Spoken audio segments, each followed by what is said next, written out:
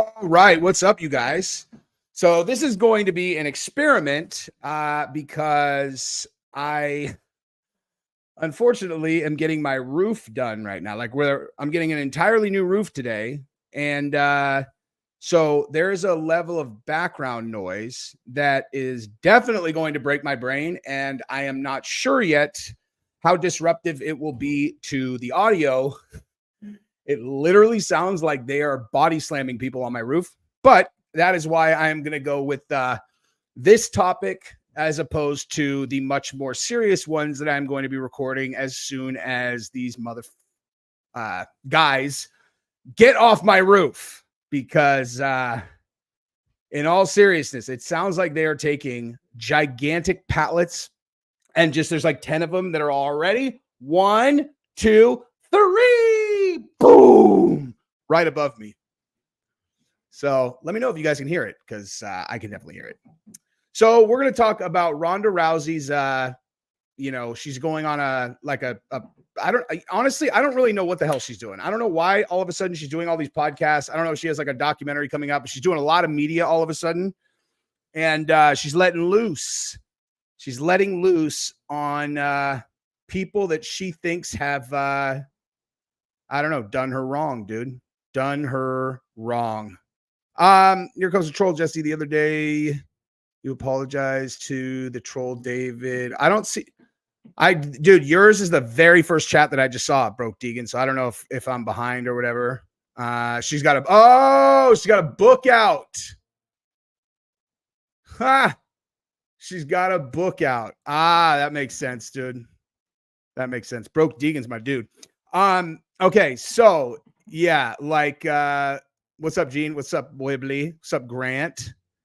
So we're going to talk about this Ronda Rousey thing, because I actually think this is actually really interesting. That clears up everything. The fact that she has a book out. Okay, so actually I want to look that up, dude. Ronda Rousey book. And okay, yeah. So Our Fight, a memoir, which just dropped. Okay, so that makes perfect sense. Now I understand. Okay. So she is doing a press tour to promote her book, and a big portion of her book promotion has been about how people turned on her after she lost to Holly Holm and Amanda Nunes. So that's actually a really interesting topic, right? Joshua, what's up, man?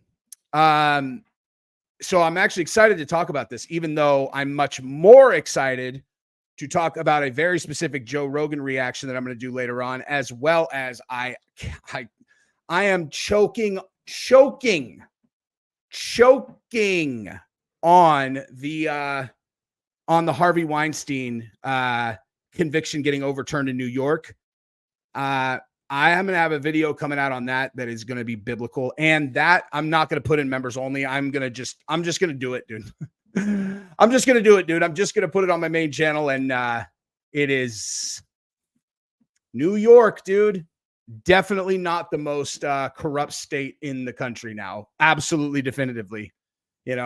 Oh, Harvey Weinstein gets his conviction overturned. Of course he did, dude. Like Harvey Weinstein. Because there was this huge clamoring from the citizenship. Everyone's all, listen, guys, of all the people in the country that deserve a new trial, obviously it's Harvey Weinstein, the George Floyd police officer who's doing jail for life. Like when now there's a new, autopsy that says he OD'd on fentanyl. Nah, I don't think that guy no new trial for him. What about those other trials that are going on in New York? Well, these are all totally legit, and I'm going to tell you a lot that I learned about that. Anyway, I'm going to talk about New York and a bunch of stuff in those forthcoming videos, but until these guys are off my roof, I'm going to not record those. So, all right. So let's really quick. I want to go through the Ronda Rousey thing here and then talk about it a little bit. So let me show you the clip, and then we'll discuss. It's an honor to call your fights. It really is. If you guys don't mind liking this stream, I would be eternally grateful. Thank you, guys. You're the best ever. You're just a true once-in-a-lifetime human being. And I just want to tell you, I'm just beyond honored to call this fight. it was really like disappointing just to see how happily everybody had turned on me, and how, you know, people like Joe Rogan, who were like crying in the ring out of the honor of being able to call my fights, had like, that's not why he was crying. That's one of the things I want to make. Like, I can tell you exactly why Rogan was so emotional about Ronda Rousey, and I want to I don't want to forget that. So if I forget to bring that up, somebody remind me if you don't mind. God damn it. Like, you know, people that I considered friends in the media so quickly, you know, turned on me. And I also am kind of grateful for it in a way, because it like forced me to separate my like outside people, other people's perception of me from my own perception of myself, which I had realized had really become intertwined. When you have that kind of like outpouring of like love and support from people, it's like you're being love bombed by the world, and you're like, how do I keep this going? How do I keep this going? And it was pushing me into a lifestyle that I felt like it was to impress everybody else. Like I was pandering to everybody, and I was doing things that I felt like other people would think were cool. She's on the Chris Cuomo podcast. Oh man, I'm going to talk about that too. Talk about that too. Cool, but that I didn't really enjoy. Like I do not enjoy being paparazzi famous. Like I hate it. I do not want to. I don't think anybody does, except for like real crazy people. Be like that level of fame, or I can't have a normal life. And I was pursuing that kind of lifestyle because I felt like that's what I was supposed to do. And being put through that, it really forced me to like see that, oh, like this isn't real love. This is fake. You know, they don't actually know me. They don't actually love me. They don't actually hate me. This is a reflection of themselves and what they're. Whoa. That's not correct.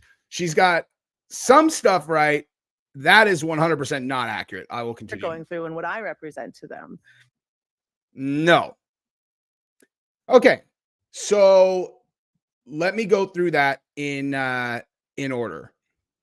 Number one, Rogan gave it away why he would get so emotional about Ronda when he talked about the moment that she had when she was in Brazil after she knocked out Beth Correia, and he was talking to her about it. He's like, I was just looking at you, and you were in there just in the moment, taking it all in. And it was like, dude, you just were right there in the moment. And I thought about my daughters. It was about his daughters. That's why. Because if you listen, like outside of like people who just come on to these channels to like troll people, like people who are like watch our channels, whether you agree with me on things, disagree with me on things. I'm sure that, I take such hard positions on things that I'm sure there are a lot of people who think they don't like me just because they know they disagree with me. But in terms of like hardwiring, if you are a big fan of UFC, then you are hardwired the same as me. You're hardwired the same as Rogan, and you're hardwired the same as all the other fans. Like that's just, it's one of those things where like, people are not like us outside this community. I mean, it seems like, you know, if you only are looking around the MMA community, you'll be all, well, Ariel is not like, you know, Chael or whatever. Like it'll seem like there's some big, you know, variances. But what I'm saying is like inside this community, we are actually all the same. Like we have same hardcore wiring, which is that like we enjoy watching two combatants get into a cage and fight it out. That is just a fact. So baseline, we are wired like that. Now, if you are someone who enjoys this sport and is inspired by the sport, and you have daughters, okay, and you imagine your own kid like doing what it would take to get to the pinnacle of the UFC, and like it's your own child, like I understand, dude. Like I can completely understand how because Rogan's like really in the sport. You know, he's cage side. He just imagines his own daughter in that situation, and that like just it like hits him right in the throat. You know what I mean? Like for sure, he's not crying because he's like, "Wow, Ronda Rousey." It's about his own kids for sure. Like absolutely. And any of you guys that have daughters, I'm sure can attest to this, that like the thought of your own daughter achieving because at the time you also got to consider, dude, like what Ronda did was unprecedented. There was no women's MMA before Ronda. Like she's being shit on now and being like looked at through this paradigm of what modern mixed martial arts is, which is an unfair way to look at her, because she in reality was such a huge star that she is the one that kicked the door down and created women's mixed martial arts. That's a fact. Like, that's just a fact. So it's like, and I could talk about her skills later, but like, you know, people acting like she just like got lucky due to like a lack of competition is just a very kind of like, I don't know.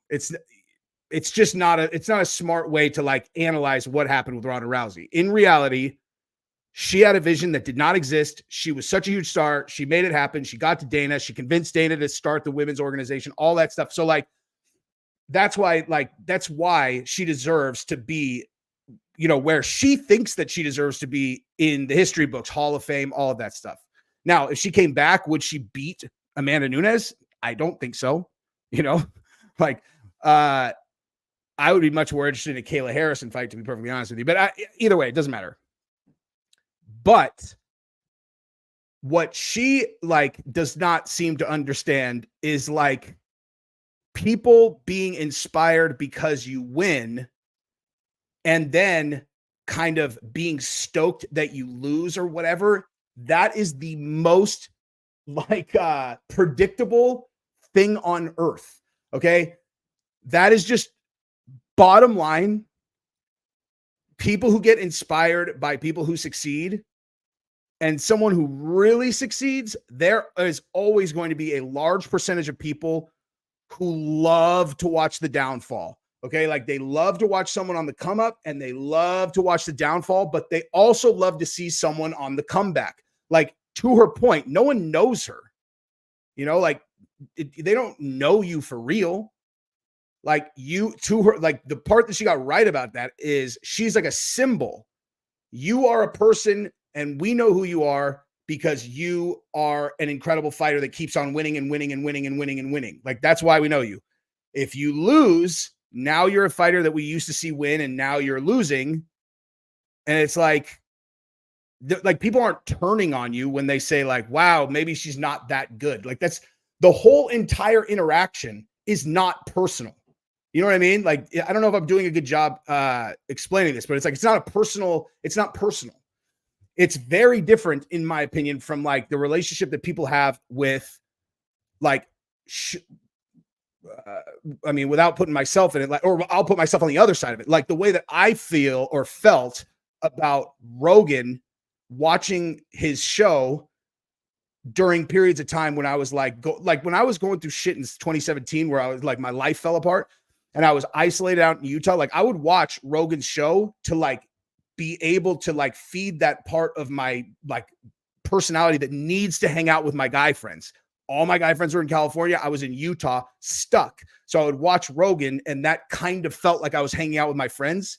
And so like, if I say like, I feel like Rogan's one of my friends, even though I've never hung out with him, that is like, it's because you've watched them interact with their friends so much. You really do actually know them.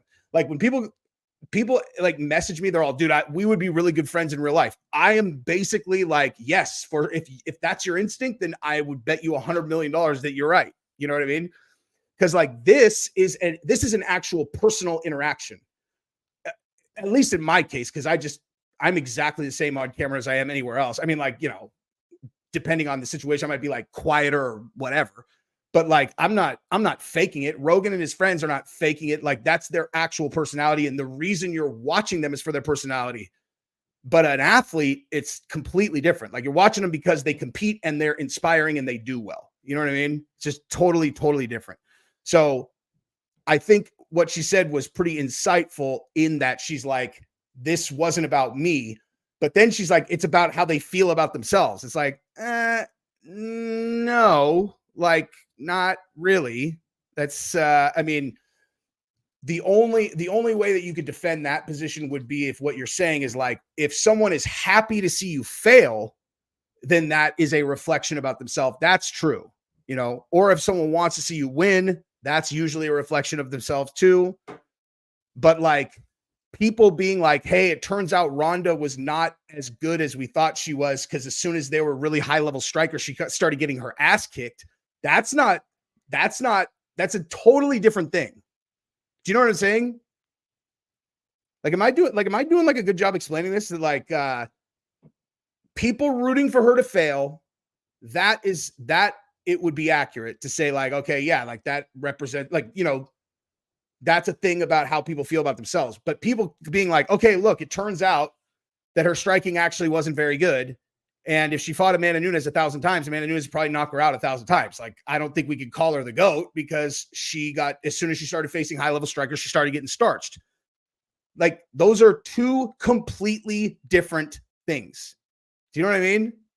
I don't know if I'm doing a good job explaining that, but, you know, Ronda's a one-trick pony, judo throw armbar. I always said once women MMA catches up, Ronda's getting cooked. And sure enough, yeah, but no, okay. So she's a one-trick pony in that she was so exceptional at judo that made her an incredible martial artist. Like, and we've talked about this on the channel a million times. If you look at all the greatest champions,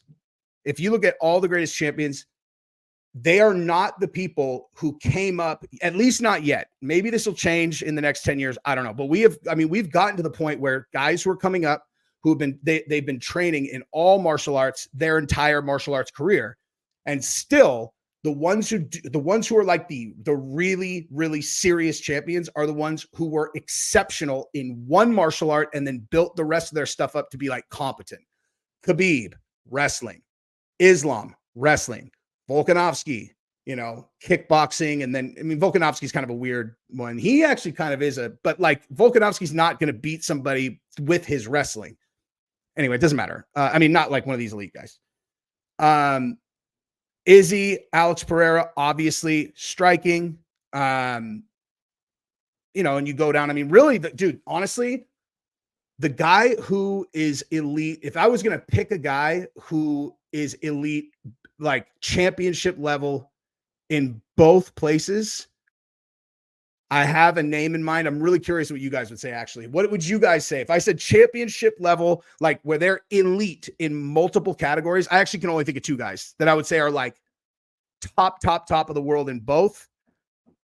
One, obviously, John Jones, but the other one I would say is Figueiredo. Figueiredo's grappling is ridiculous, and he's super nasty striking. I don't know. But the point is, Ronda Rousey's judo was so much better than anyone else's that, like, even if they had advantages other places, if she clinched with them, they were fucked. That's why, you know, with watching the Kayla Harrison fight, everybody knew, dude. That was what blew my mind in the Kayla Harrison fight was everyone knew, right? Like, everyone knew how that fight breaks down. Do not clinch under any circumstances. Like, if you clinch with Kayla Harrison, she's going to throw you. Like, bottom line, she's a world champion in judo. I don't care how long you've been doing that. You know, like, oh, we train judo 3 times a week at fucking Jackson Wink, and we have some really good guys. It's like, dude, you're talking about like, if you start clinched, she's going. You can't get to her level. So just don't fucking clinch. And Holly Holm initiated the clinch in the first round. I couldn't believe that. I was like, what the fuck is she doing? You know, that was so bizarre. And then she got thrown, as you know, as anybody would have expected beforehand. She did reverse that first one, but Figgy got choked out. Jones, yeah, I know, but I'm just saying, like, he's like really oh, you know, like Charles Oliveira too. I don't know, whatever. You understand what I'm saying. I'm just saying the most people who are elite have one thing that they're like top of the world in, and then they build everything else around it, you know? But Ronda Rousey, listen, dude, here's the other thing. Like so her gap was striking, obviously. Okay. Grappling, she's elite. If you really break it down, dude, MMA comes down to striking and grappling, right? Like there's obviously a lot of intricacy and a lot of different things that you can do with those two things, but it's striking and grappling. Her grappling was as good as anybody's ever. Okay. Her striking, I don't know if you guys agree with this. I'm curious what you guys think. Mighty Mouse is elite and everything too. I agree. How that guy does not, how does Mighty Mouse not have a black belt?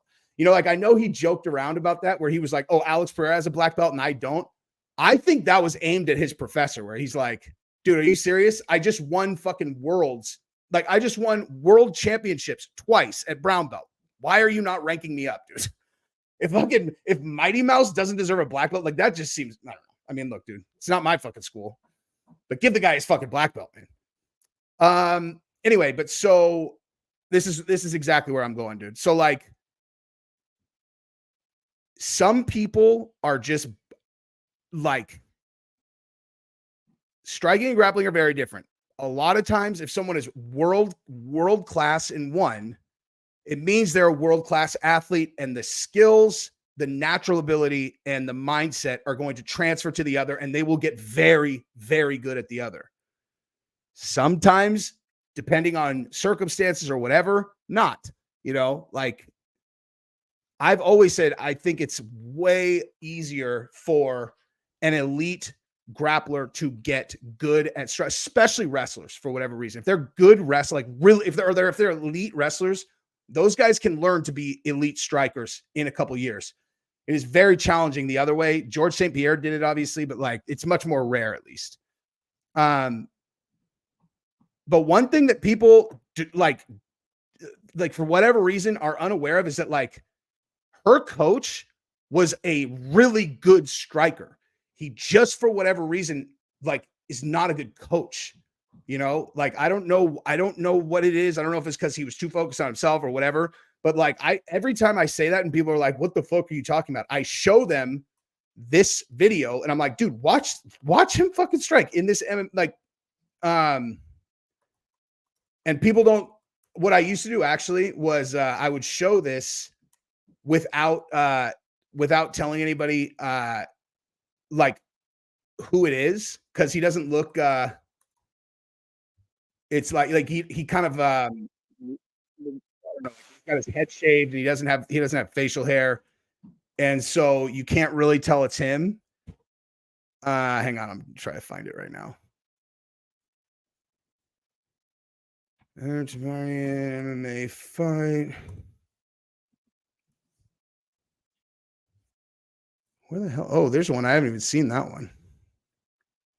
Dude, where the hell did this thing go? I know it's out because I've showed it on here multiple times, just not in a couple of years. But anyway, he's like, dude, his striking was super legit, man. Is this it?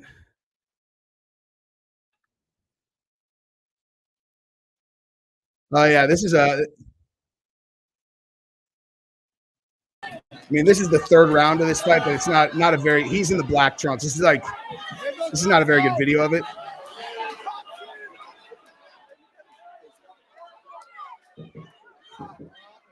But he's been whipping this guy's ass this entire fight.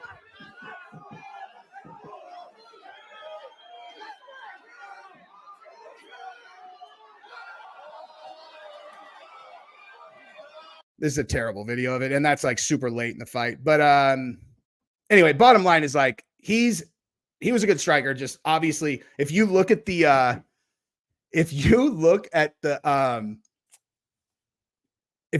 records of guys who went to his gym, it is like really crazy.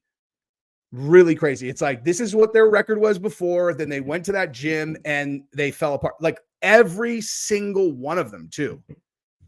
And I was, dude, when what's his name? Oh my God.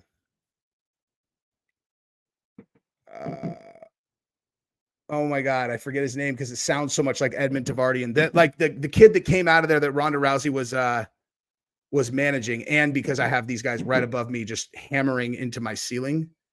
Oh my God, what the fuck is his name, dude?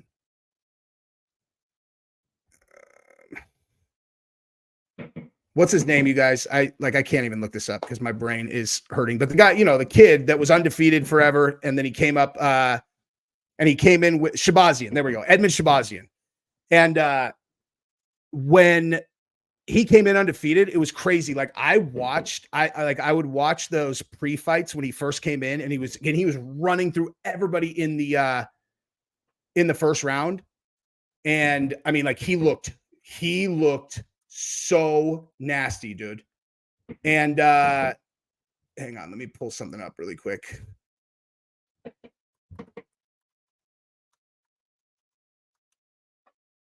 So anyway, so like when he came up and he was undefeated for a long time, dude, like for a long time, he came up and like, it was like, so he gets into contender series here, wins by first round knockout, 40 seconds.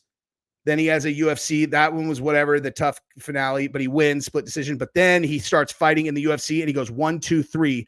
And these 3 performances right here against Charles Byrd, Jack Marshman, and Brad Tavares were ridiculous. He looked so good, like looked like he was going to be the guy, And I remember before the Tavares fight, and I remember before the Derek Brunson fight that he lost. I remember like watching the packages, and the narrative on Ronda Rousey. When did Ronda Rousey lose to Amanda Nunes? Let me see something. So she lost to Nunes, if I remember correctly, like 2018, 2016. Wow. Okay. So she lost to Amanda Nunes in 2016. Okay. Tavares, his first UFC fight, right, where he was in the contender series, was 2018. So it was 2 years after Ronda lost to Nunes, and there had been a 2-year period where the entire world shit on Edmond Tavares so hard. Like the entire community had just decided, it was like, yo, man, listen, the only reason that Ronda Rousey's no longer champion is because she had the worst striking coach ever. He's a narcissist. He's a trash bag. Everyone that goes there sucks. He's garbage. And that was 2 years, dude. Like, and Ronda was so famous that you're talking every single person who was in the martial arts community had run with that narrative. And when you look at so when he started coming up in the UFC, I was watching Tavares in the packages, and you could just see this motherfucker had his entire life riding on Shabazian. And you could see it in such like a tangible way, because he knew that if he had this phenom kid that he had been coaching since he was a kid, and that kid came up and he ran through everyone, it was going to completely vindicate him, like it was going to completely vindicate his entire life. And I remember before the Derek Brunson fight, looking at Tavares and looking at Shabazian, I'm like, he must feel so much pressure to win. Like it was like unhealthy. It's like an unhealthy level of pressure because, Tavares was so wrapped up in this whole thing with himself that. So then when he lost to Brunson, I was like, fuck, dude. And then when he lost again, I was just watching. It was like you could not have had a fighter in a more unhealthy relationship with their coach than Shabazian. It wasn't really, it's not Tavares' fault, dude. It was just because, I mean, what person who had taken that much shit as a coach would not be so wrapped up in their new superstar student's career to where, you're going to break that kid mentally. He was young. He not only said that he could beat Floyd, he also said he could beat Jose Aldo in Jose Aldo's fucking prime. Jose Aldo had not lost in like 9 years at the time. And Tavares like, he's all, people tell me that that maybe I should get out there and fight Jose Aldo. And I do believe I could beat Jose Aldo. Everyone's all, say what, dog? And that was in an interview with Ronda Rousey, like sitting right next to him. We were like, huh, what a weird thing to say. What a weird thing to say. So I actually think that Holly broke her soul, you know, like, because when you watch because like the Holly fight, Ronda like still was like Ronda, you know, and even though she's getting punched, you could just see that like in her mind, she's all, it's just a matter of time. And like, she like couldn't register what was happening. Like, she's like she's still all the way to when she got head kicked, thought it was a matter of time before she was going to win. Cause it's just like unfathomable to her that she was going to lose.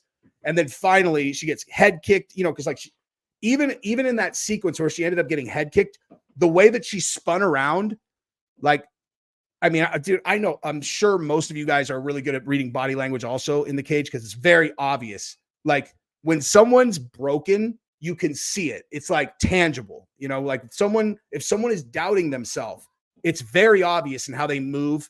And Ronda, right before the head kick, she still spun around like this is, you know, almost like just pure delusion. She's getting her head beaten into oblivion and she's like spinning around like, I'm still going to get her.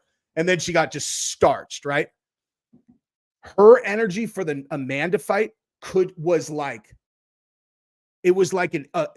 someone is wearing Ronda Rousey's skin, but it is like some person with an anxiety disorder who has never done this before. You know, I remember her coming out and I said, oh, fuck. Like, oh, fuck. Because it was still Ronda at the time, you know, like she had only lost the one fight. And you know, so everyone was like, dude, I think Ronda's going to come back and get it done. Amanda Nunes was still a totally unknown entity because it was, you know, the way the belt kind of changed hands, it was like Holly won, so everyone's like, oh my god, Holly's the future. And then Holly beat the shit out of Miesha Tate for 5 straight rounds, and then Miesha choked her just like, you know, just like Anderson Silva at the very end of the first Chael fight. It was like all she had to do was just not get submitted and she was going to win, and she got choked at the end of the 5th. And then Amanda beat Miesha. And so it's not like there was any reason for anybody to be like, well, now Amanda Nunes is going to be the GOAT, you know? So a lot of people were picking Ronda, but then, you know, I mean, I've always thought about fights the same as I do now. And I was like, let's see what she looks like on her way out. Cause that was a devastating knockout that she took. And as soon as she was walking in, I was like, oh fuck, that's not good, dude. That is not good at all. I know I saw the thing where she said that she had a concussion. I saw that recently. You know, now a person looking like that before the fight is not always definitive, you know, like it's not always definitive because that's exactly what Sean Strickland looked like before the Izzy fight too. Like he looked on the walk in, Strickland looked just like Ronda on the walk in. The difference is that Sean loves to fight and Sean has incredible defense striking. And so he could like get settled in and then all of a sudden remember, he's like, oh dude, he's like, this is just a fight. And so he settles in and then he has one of the greatest performances ever.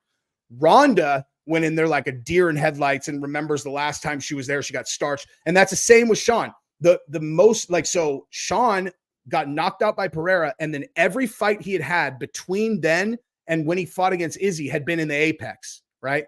So he spars every single day at Extreme Couture with, you know, a handful of people around, and then he fights in the Apex, which is not that much different than there. And then, so all of a sudden he gets thrown. I did a video about this, like how insanely impressive it is that like Sean Strickland's performance in that fight, because not only was, you know, he in enemy territory against the greatest striker ever, who's coming off of one of the most incredible wins ever against his nemesis. Like everybody's bet that he has no chance. Everybody thinks he came in looking like a fucking deer in headlights, but then he just remembered, dude, and then had that performance, and obviously one of the greatest performances ever.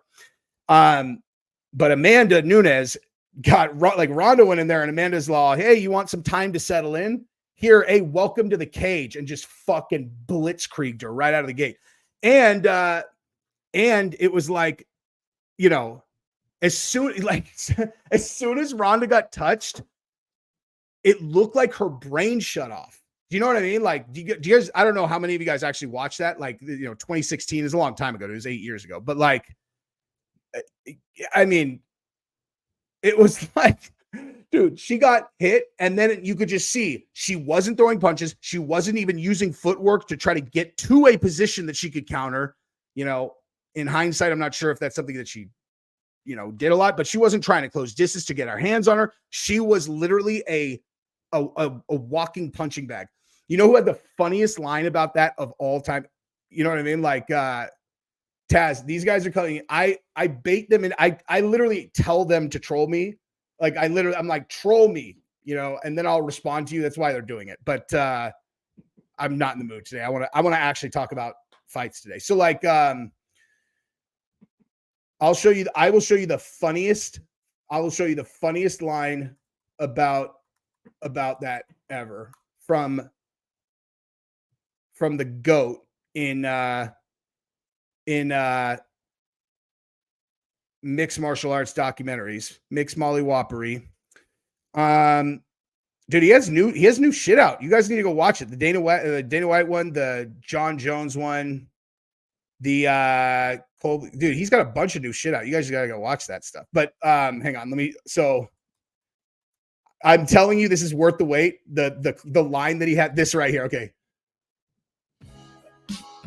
In the doc. Here it is. Reminiscing like it was. Okay, so this is about Ronda fighting against Amanda. Listen to the line he has in this, dude. It's the funniest thing ever about her defense. Hang on. No fury like Ronda Rousey. Hell hath no fury like Ronda Rousey. But as it turns out, decent boxing and wicked power matches up quite well with fury. Because Amanda went in there and molly-whopped the fuck out of her ass, bashed around the octagon like a piñata, and just gobbled her up like a fucking Pop-Tart. As soon as Amanda shrugged off Ronda's clinch like it was nothing, and it was clear she was doomed to stand with Amanda, the fight became a game of cat and mouse. The lioness just walked her down, while Ronda tried to play hide-and-seek with her chin. There were a couple shots reminiscent of the Holly fight, where she completely froze up. You ever walk into a dark room and bang your head off something? Your eyes close, your head snaps back, and your arms go straight out in front of you? You're like a zombie pawing in the dark for a light switch. Well, that was the extent of Ronda's striking defense. A zombie pawing in the dark for a fucking light switch. Is that not the greatest line ever? That's her. Ronda Rousey's defense broke down to a zombie in the dark pawing for a light switch. It's so fucking funny. It's so true too, dude.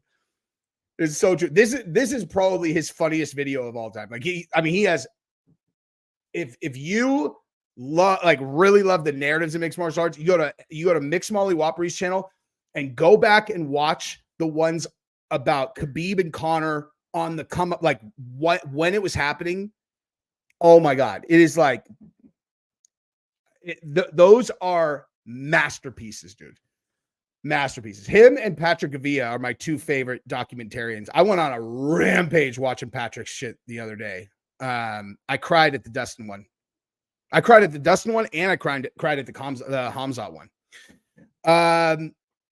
There's some other really funny shit in this one. Let's watch a little bit more of it. On Fox Sports 1, Michael Rappaport suggested that the fight was stopped way too early. 48 seconds, he probably barely had time to get his underpants off. There was nothing wrong with that stoppage. Ronda was fucking done. No business in there with Nunes, outside of collecting a fat paycheck. I believe the term is flawless victory. A lot of blame has been placed with Edmond. Now, I'm not saying Edmond is a shady fucking shyster incompetent con man, but even if he is, in my opinion, less culpable for this loss. Fool me once, shame on you.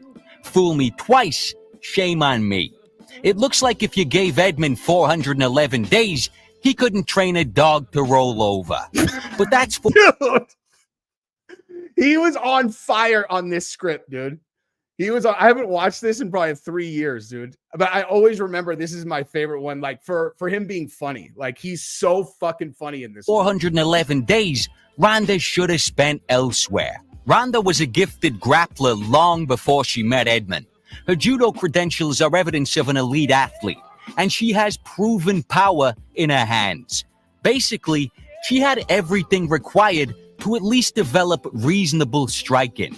Well, Holly Holm exposed the fact that after over 5 years working with Edmond, she still lacked basic striking fundamentals. Ronda's mom had some pretty stern words of advice for Ronda on the subject. I love Ronda's mom. She says that she would run Tavardian over with her fucking car. She's like, I hate that motherfucker. I'd run him over with my car. Of Edmond. She's a bad person and people should not go there. I think she stays there because it's like somebody, you know, pitches a no-hitter when they're wearing red underwear and they wear that red underwear for every day. And I think it's superstition, and I would caution anybody from going there.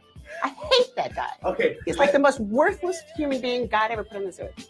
And when you couple those words with the suspicious details of his own combat record, the abysmal tendency of fighters actually regressing. Let's look at that real quick. Yikes, dude. Yikes. That's 1, 2. So that's 4 and 9, 11, 16, 18, 20. Wow. Wow. 6 and 21. 6 and 21 record of the guys who went there. What the fuck? 6 and 21. That is absolutely insane.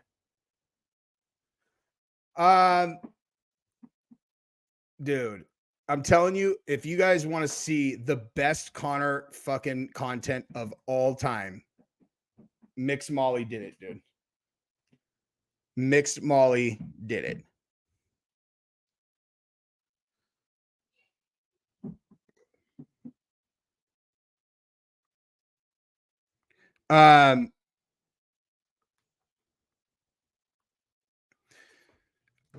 So like this one, Fire and Ice, this one right here, the Fire and Ice one,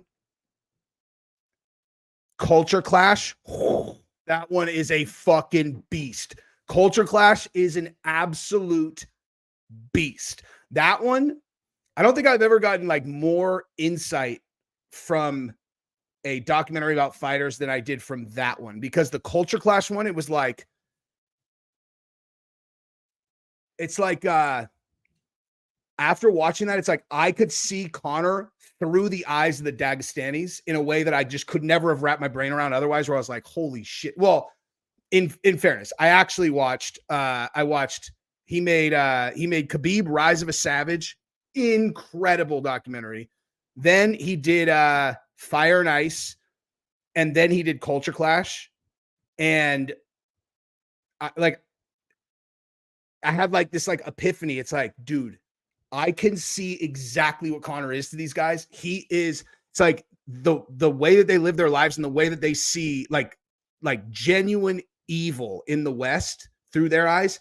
It's not that everyone's evil in the West, but the evil that exists in the West is personified in every possible way by Conor McGregor. Like he's literally the personification of evil to those guys. And I'm being totally serious about that. When you watch it, it's like, holy shit. It's like a fucking holy war to those guys, for real. They're like fighting evil. I could not more strongly recommend those documentaries to you guys and this channel in general. But anyway, why would you want to see Conor content in 2024? He's fighting in 2 months. I mean,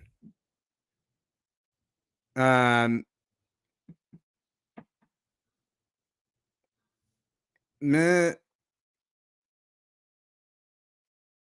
Oh my God, this guy, you guys, this stupid fuck on Instagram, he wrote, he fucking wrote something to me and like he DM'd me. He's like it was a picture of me with Marcus Deegan, he's a podcaster in Vegas. And he responded to it, he's all stay on your knees and suck in it, pussy. And so I at least respect the guy for having like his own photograph and his own account. Like he's not like anonymous, but unfortunately I could see like things about his life, you know, like where I was like, oh, cool, dude. So you own a floor cleaning business, best case scenario, or you work for one. Hey, why don't you go clean somebody's floors, bitch? You know, I was like, I'd be mad too if I was going to fucking clean someone's floors today, dude. Nice life. And so he fucking responded with a video. Like I was going to watch it. I showed Gabriel, I'm like, this stupid fuck thinks I'm going to sit here and like watch his video. I was like, you think I'm watching your video? And I just blocked him. Oh, you challenged me to a fight, dude? Scary. No. Yeah, dude. You know what I'm going to spend my time doing is fighting some fucking floor cleaning dick bag from some state I don't know about because he got butt hurt because he initiated talking shit in my DMs and I told him to go wash someone's floors like Cinderella. Hey, Cinderella, go wash someone's floors, you fucking nerd. And then you bait me on my own live stream where I can talk shit to you and you can't say anything back. Genius. Genius. Hey, why don't you go put on a fucking, go put on like a maid's outfit next time. You know, you're like, hey, so I'll clean your floors up. You know, these are normal rates. Or for an extra $300, I'll put on a maid's outfit. And you could spank me with one of these things while I clean your floors. You know, I really need the money. I really need the money. You fucking pussy. I fucking challenged him to a fight. How old are you, dude? Fucking 11? You challenged me to a fight? Oh my God. No. Give me a break, dude. You think I'm going to jail for you? Okay. The two outcomes of me fighting you are either you beat me up, which is a shitty outcome for me, or I beat the fuck out of you and I go to jail. That's called a lose-lose, you know? That's a lose-lose. That's why we don't fight, you fucking Cinderella floor cleaner. I just humiliate you and you do nothing about it. That's how this goes. That's how the fuck this goes, geek. Anyway, like, what do I have to gain from that? Hey guys, if I videotape myself beating the shit out of some guy who got mad about my content, would you be all, damn, Jesse's a badass? Or would you be like, you really fucking fought some guy who's talked shit to you in your DMs? Like, I look like a sorry ass either way. Anyway. Exactly, dude. Hey, go get your fucking shine box. Exactly, Top Feed Code. That's a great, dude. I wish I could pin that, dude. Now go get your fucking shine box. Anyway, no, I know. Guys who just like own floor cleaning businesses and mind their own business, like I'd be like, damn, dude, congratulations on building your company, man.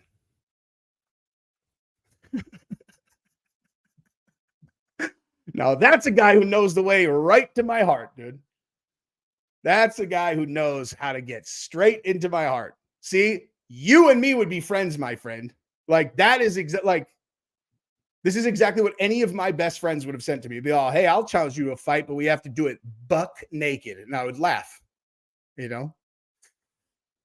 Appreciate you, dude.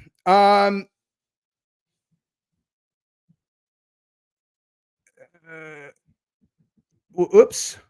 Lucas Tracy did a poll of all MMA YouTubers in a fight, and I came out on top. Well, that's flattering, but I mean, again, like, there's nothing to gain here, dude. You know, I appreciate that though. That's good. That's good. That's so funny that that's what his fucking video was, dude. He challenged me to a fight. I didn't like.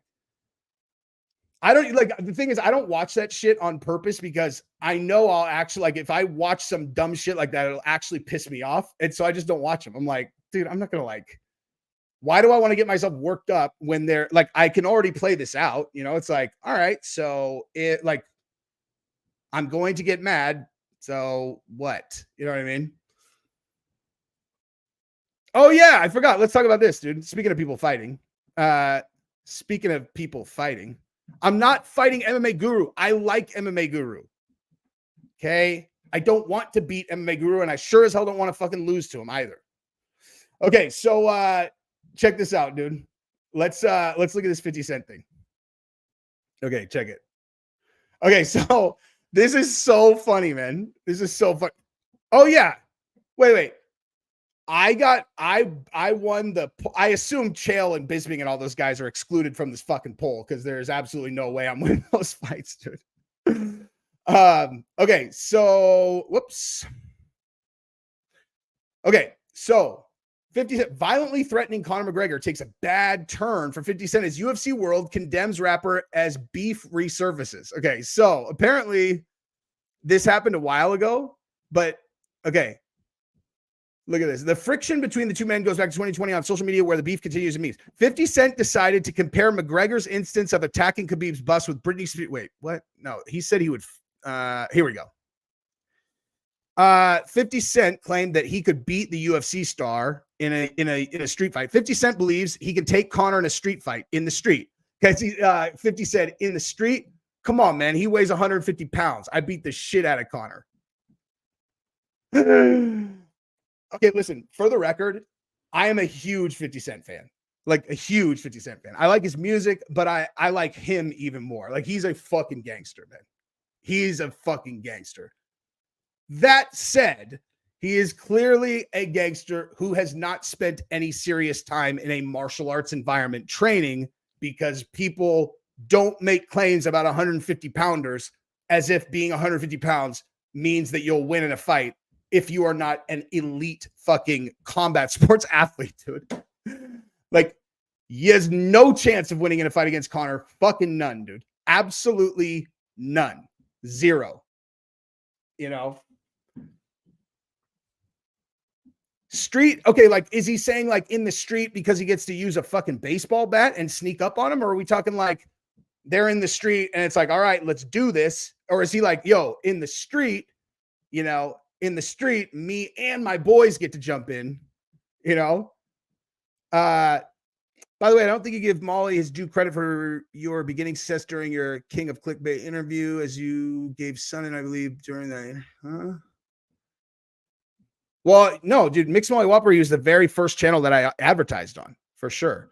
But I loved him anyway, dude. Like that's my fucking guy. Me and like, I'm friends with Mixed MollyWhoppery, dude.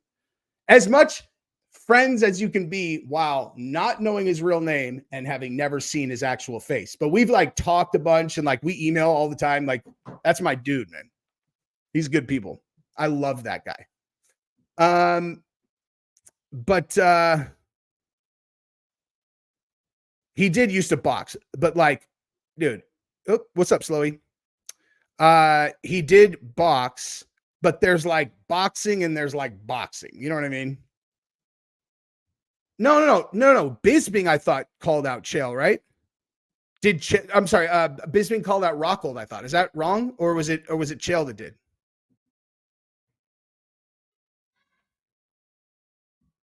That's what I'm saying, dude. Bradley Martin is 260, and he got, you know, he got flipped over by a 150 pounder, like grappler, right? Okay. Yeah. So, yeah. Bisping called for it. Dude, that would be very exciting to watch. I know. Like, first of all, Conor is not even like, Conor's fighting at 170. He's probably, fuck, dude, I don't know. What do you guys, honest to God, what do you guys think Conor really weighs like right now? So he's like, he's fighting in 2 months, you guys. Conor's fighting in 2 months. What do you guys think? If you guys had to get, you think 200? I think 200's high, dude. I think 200's high. I don't think he's 200 right now. I would bet that this would, I mean, you know, I don't fucking know, but my guess would be between 185 and 190 would be my guess.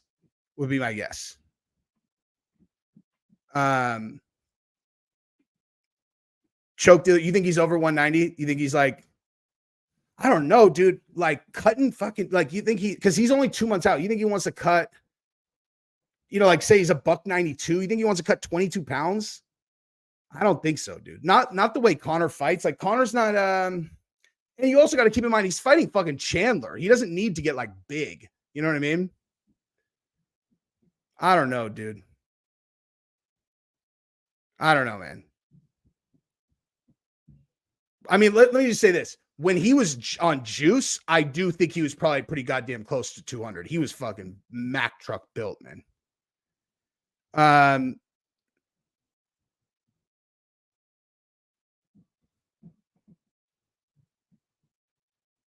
Okay, there's no way this is a serious comment. You'd be the first to buy. I would buy 50 McGregor. I would buy 2 crackhead fucking homeless guys that are 75 years old, and both of them have half their body paralyzed. And if they're gonna fight, I'm gonna watch it, dude. I love violence. I'm not a perfect person, but now, okay. And he said street fight, he'd slam him on the pavement. I've seen men turned to vegetables by guys who never trained but grew up in the hood. Oh yeah, you've seen them slam a top 10 a top 10 ranked mixed martial artist, a hood guy, like, yeah, okay, cool. Like a hood guy slammed a guy, like you said, I've seen men turn to vegetables by hood guys that have never trained. Okay, well, what about the guy who got slammed? Were any of them best fighters in the world? What the fuck are you talking about, dude? How is that relevant? How is that like a relevant comment, dude? I'm not saying that you have to have trained to be a good fighter. There are a lot of guys who are good fighters that have never spent any serious time in like martial arts gyms. What I'm saying is like, when you talk about these like best in the world guys, I don't think people understand what you're talking about. He didn't say weapons though, dude. He didn't say, like, if he's talking weapons, what are we talking about? It's not even a street fight, man.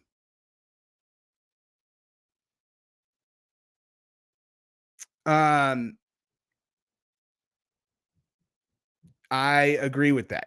Conor's not going to let him grab him, dude.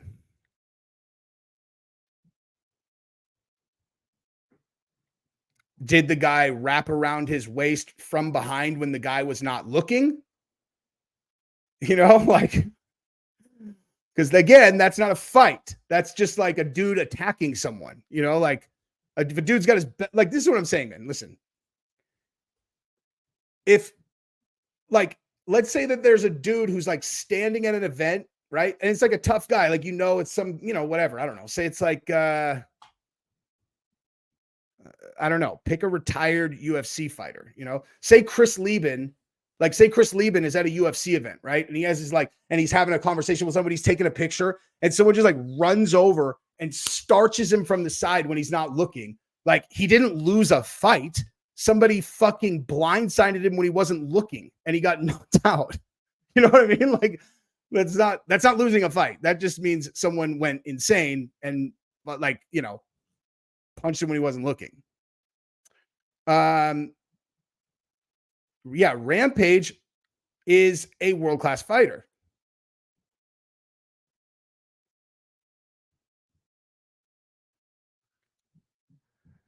He initiated a takedown, and it's actually sad. The dude picked him up and jumped. Wasn't even a slam, a straight attempted murder. He even got charged, though it was attacked. Fair enough. But Conor's not going to do that. And Conor is a much better fighter than any, like, you know, whatever. Like, again, I'm not saying that, like, no fucking guy who's trained has ever lost a fight to a guy who's not. What I'm saying is Conor McGregor is not losing a fucking street fight of 50 Cent. Conor McGregor is absolutely elite world class, you know? Hey, bro, no, there's no random guy could beat a pro fighter. Well, like, certainly cannot beat a UFC fighter, you know? Like a UFC fighter. I mean, dude, like, maybe if you're talking like I don't even know if I can even think of a realistic situation, but like, I mean, if you're talking like 100 pounds and it's someone who's not elite world class, like maybe or something, I don't know, but no, like if Conor walks around at a $185, you know, like $185, $190. So wait, how tall is Conor?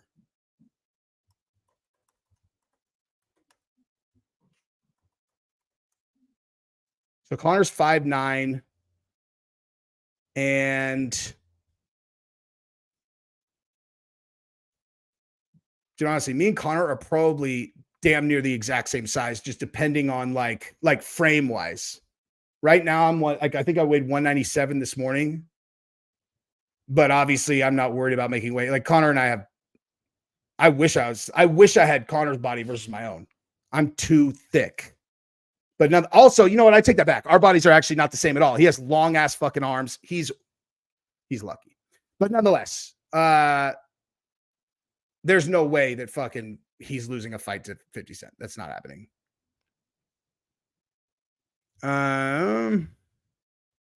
Dude, Conor versus Chandler is going to be an absolutely amazing fight, man. I can't wait. Too thick, man. Correct. Too motherfucking thick. I have too much muscle on my frame now. It makes me get tired too fast.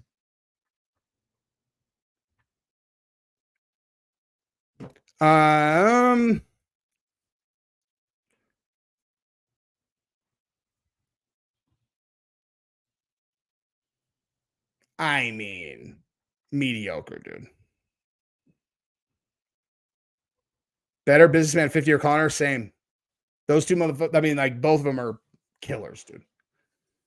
I've talked about this before on the channel, though, but like, you understand that 50 Cent, when he filed bankruptcy, you really think he was bankrupt?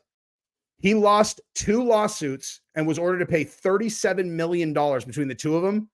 And he had, this is my opinion, hid his money. He filed bankruptcy. He got all of it discharged. And the month after it got discharged, which meant all of those things went away, he immediately signed a $100 million contract with Stars, dude. That's straight up. I'm telling you, he did that shit. By the way, I don't think you got, oh, sorry, I already did that one. Farisa, hey bro, and there's no random guy can beat a pro fighter. Again, it just, I mean,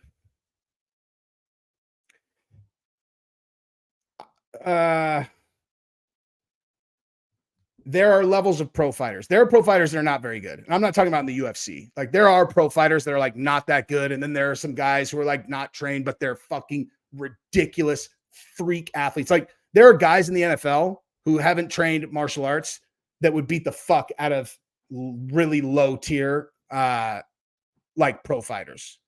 In the way that you guys are talking about, where they would just like rush them and grab them, and they are the most freaky.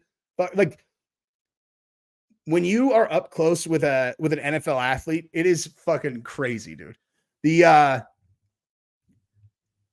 is the way I always describe it, right? It's like NBA players are so tall that they look like they're a different species. Like, you're like, what the fuck? But NFL guys, you could just look at them and you're like, that's the most athletic human on the face of the earth, dude. They look like they could run faster than anybody you've ever seen, and at the same time, if they punch you, your face would explode. You know, like, they're just like that.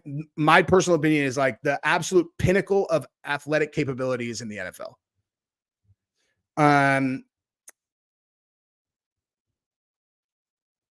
That's funny.